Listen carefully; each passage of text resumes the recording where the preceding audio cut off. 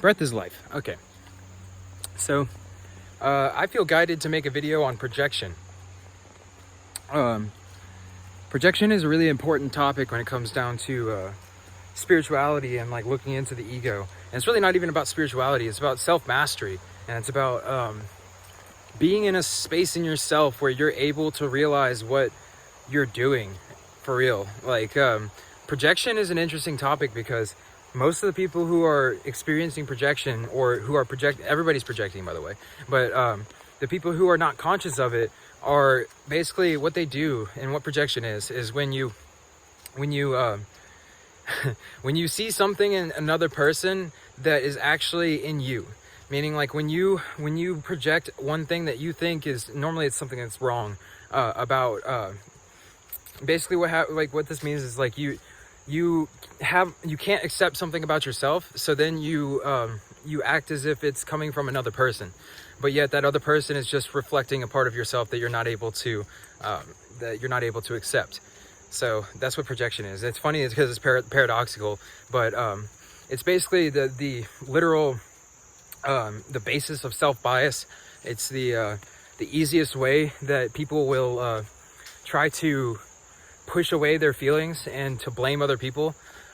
It's literally the easiest way to do that, because like to project is to literally, like, as soon as you see something that you don't like, you then disown it onto another person, even though that other person is just a reflection of you. So you see where the paradox is here. So I want to do a video on a projection and basically just dive a little bit deeper into the projection and show how it's pointless, for one, but also how understanding what projection is can actually help you on your spiritual journey to be able to learn a lot about yourself and a lot about what you can't or haven't been able to like embody in yourself. So a lot of times people who will experience projection are people who, like, they'll be looking at a celebrity or something like this, and then they will project onto that celebrity and say, oh, this person's such a terrible person because they have a whole bunch of money, and the only reason they do that is because they are jealous and don't have any money for themselves. Or if you want to talk about projection also, it comes in the form of relationships. Like with intimate relationships, a lot of times there's a lot of projection where both parties are both involved in the say there's like argument in a relationship or something like that, and both parties are involved in the argument, but one will project the other, meaning like one person will basically look at another. I'm trying to get this where it looks cool, but one person will basically make it as if the other person is at fault for everything, and they will literally they will disidentify from anything bad in themselves, and then they will project that onto another person, being their significant other or whatever. So they'll say, oh, you know, like, all of this happened because you started it, and like, you know, this is what's wrong with you, and like all these things are wrong with you, and like this is what the problem is with you, and this and this and this. And in reality, they're actually just manufacturing that problem themselves, because they are infinite consciousness, and they are both themselves and the other person at the same time. And the only way to get past projection is to realize that you are both the person that you're experiencing, and you are yourself at the same time. So there is nothing that you can't identify with, because literally you the whole point right now is to lose the ego, right? And what happens when you lose the ego is that you dissolve into your experience. So there's no more blaming and shaming, and there's no more seeing another person as being different than you. Everybody is a reflection of you in some sort of way. And if you're projecting, that means that you're pushing your opinions and you're pushing them onto another person. And that then causes karma. And so I'll go in a little bit into karma as well. So I guess I'll call this one projection and karma. So projection is actually a really big former of karmic loops. And I know I tried to make a video of karmic loops a long time ago, but I was not very good at making videos back then. So I'll kind of go a little bit deeper into that right now. What a karmic loop is when you experience the same thing over and over and over again in different ways. And it happens through different lifetimes, and it happens through different experiences, and it happens through different kinds of people. You know, like there's a lot of different ways that you can kind of enter a karmic loop. And the reason why you would incur a karmic loop is because you have failed to failed to integrate the message or the lesson that is coming through each one of the different experiences that you're experiencing. And you know how a lot of people say that Earth is like an infinite school, or it's like a creator school, right? It's like it's like pre-K for creators. And since we are creators, we are all the infinite creator. We are the one infinite creator experiencing ourselves through, you know, millions and infinite amount of different perspectives.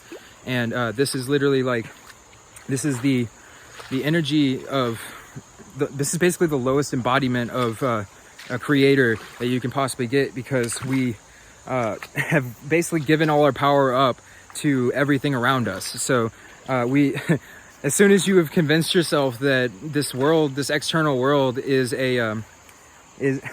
first of all, that it'll go on without you, for you are the world.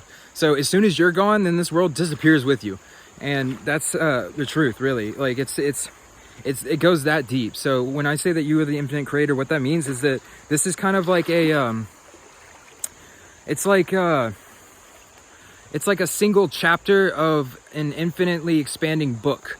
Or say it's like like being a human is a dream. So like, you know how when you have a dream at night, you know how like you don't really identify with the character after the dream, and you understand after the dream that you were the character in the dream and you were the dream itself at the same time. So this is exactly like that. This is like a waking dream. So the way it's working is that we're actually manufacturing our experience in the moment of our experience, and we are the ones who are projecting our experience into reality, and our beliefs of the fact that we're doing, or the fact that we're here, is what is actually keeping us here. So the thing that will initiate a karmic loop is the belief that that there is karma to pay in the first place. And so what that means is all this stuff is stored subconsciously as well. So basically, like, say as soon as you go through an experience, right, and then in that experience you experience this other person, and you cause them pain by blaming them for something that is actually a flaw in you. And they also may have a flaw as well, but that has nothing to do with that, because you are the only one who's responsible for your own emotions and your own reactions. And you are not healed completely until you do not react in a negative way to anything. This means that you literally, like, you can look into yourself and realize, if I ever get triggered over anything, that means that I am not healed in my own self. Okay, so well, when you feel triggering, especially now, because like this is like the time where all of this stuff is coming up, especially with this whole like Mercury retrograde and all that kind of stuff. Like basically the whole point is that stuff is coming up now, you know, and like if you don't accept what it is and learn from it, meaning like there's a lesson in every single experience that you're experiencing on this planet right now. And if you don't learn from those experiences, then they're just going to come back in a different way. And that's what's called a karmic loop. So what that means is that you have free will to make whatever decision that you want to make, but you came here for a reason, and you came here in order to experience yourself in everything, but also to see love in everything. And you remember about that creator school thing, right? So in order to be a creator, you have to be in love all of the time. Otherwise, you're just going to create horrific experiences for yourself all the time, because instant manifestation is a thing as soon as you become a creator. So once you leave this third density world, then what happens is that every single thought that you have is instantly manifested, because there's no time and there's no difference between the thoughts and reality at that point. You become one, or you become non-dual. So in order to be able to safely manifest, let's say, fourth or fifth density experience, you have to be able to control yourself to the point where you don't get triggered by anything, and you also don't think thoughts that are negative. Because what happens as soon as you think of a negative thought? Well, okay, there you manifested it right there. So like, imagine that you say, you move on to this fourth density experience or fifth density experience. And this is what also was the initiations in the Egyptian initiations.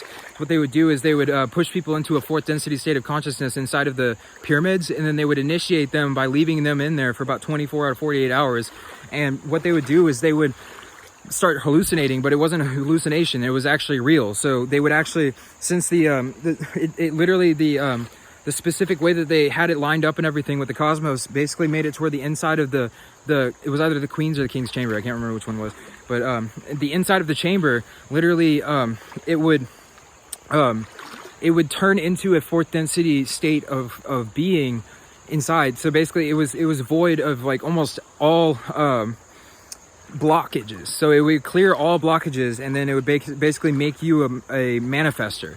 And in order to do the ritual, what you would have to do was to sit there, and then you would be in your imagination, and as you imagine things, they would become real for you. Now, it's not like you would like manifest this physical monster in front of you, but you would manifest a mental monster, which would literally kill you if you allowed it to, if you allowed yourself to think that you could die. You see what I'm saying? So like, in order to be able to manifest a life like that, you literally had to be able to control yourself to the point where you understand that you are infinite consciousness, that nothing can attack you or kill you or hurt you, that everything is a part and projected from you. And this goes back to projection again, right? Because everything is a projection, and everything that you experience is being projected from your consciousness, because you are infinite consciousness. You are an infinite mind, you are an infinite consciousness. And what this means is that all of this experience that you're experiencing right now is literally just projected from your consciousness. And all of these experiences that other people are experiencing are projected from their consciousness, which is also connected to your consciousness. So it's all one, it's all the same thing. And projection is almost impossible to not do in this third density, because literally since we have this delay in this time period, and we have so many people who are in this state of consciousness, like projection has become a normal thing. So like what they do is, like, as soon as you think badly of another person, you're projecting, because you have something inside of yourself that you have not healed, that you think that other person is embodying, when in reality it's something that you haven't accepted in yourself, that you see in that other person that you don't like, because you don't like it in your own self. You see, because you are an infinite self. So if you don't like something in another person, then that's also an aspect of yourself that you're not recognizing. And it goes very, very deep. Like, in order to actually live in an ego-less state of being, you literally have to be able to stop projecting. And you have to realize that as soon as you stop projecting also, life starts to flow in a new way for you. Experiences don't have a negative connotation anymore. Like, you don't have an experience that is bad, because you understand that every single experience is in your best interest. And you understand that all of these experiences are literally experiences of love, and experiences of light, and experiences of a consciousness that is beautiful and radiant and amazing. And like, when you see that in yourself, and you start to see that, like, if you can start to identify with this God state of consciousness, or this angelic state of consciousness, or whatever you want to call it, you know what I mean? This ego-less state of consciousness, this understanding that we are all a manifestation of God, and we all have the full power of God inside of us. And what that means is that we are using our power, we are projecting this experience. But then once we become aware of that projection, we can then change our projection, and we can change the way that we look at ourselves, and that will change the projection that is externally being pushed out to us. Now, it may take a little bit of time, but that's okay, because in this reality, there's a delay between your thoughts and your external reality. But even though your beliefs and your thoughts and your beliefs, your thoughts, and your actions all make your reality. So the combination of it's mostly your beliefs. So your beliefs is the number one. So what you believe is what you experience, but then your thoughts also will project out into your reality. So like, what you think will then be, it'll be, what's the word for this? Like, what you think you will see it in your external reality, no matter what it is that you're thinking. So even if it's the most racist bullshit of, like, crap that you can possibly think, like, all of that still will be reflected in your external reality, because you're then projecting everything out there. So literally all you will see is what you believe. You see what I'm saying? So that's how, like, the world gets all messed up, is because everybody has all these different belief systems that they've kind of like gotten into, and then they project their viewpoints, and then we have this literal conglomeration of all of these different creator energies projecting all these different energies out. So then it all just gets kind of like jumbled up together, and then we experience all of this kind of like dissonance between everybody. And what's happening right now is that we're all kind of merging ourselves back together slowly into this space where we can start projecting from one mind, and therefore we have this unified projection and this unified mind that we can project from, and we can actually manufacture like good experiences and like have very, very quick evolution in consciousness, because we're no longer working against each other. We start to work with each other in order to project a reality that's actually in accordance to our own true vibrational frequency, which is of infinite consciousness. You see? So it's like, it's basically like a full circle back to the source, you know. Projection is a really interesting topic because it's like a it's almost impossible to not experience, but it's also, you don't understand what's happening until you understand what you are and what projection is in the first place. But I'm gonna make another video really quick, but this one was I think that's about it for this video. So I hope you have a wonderful day.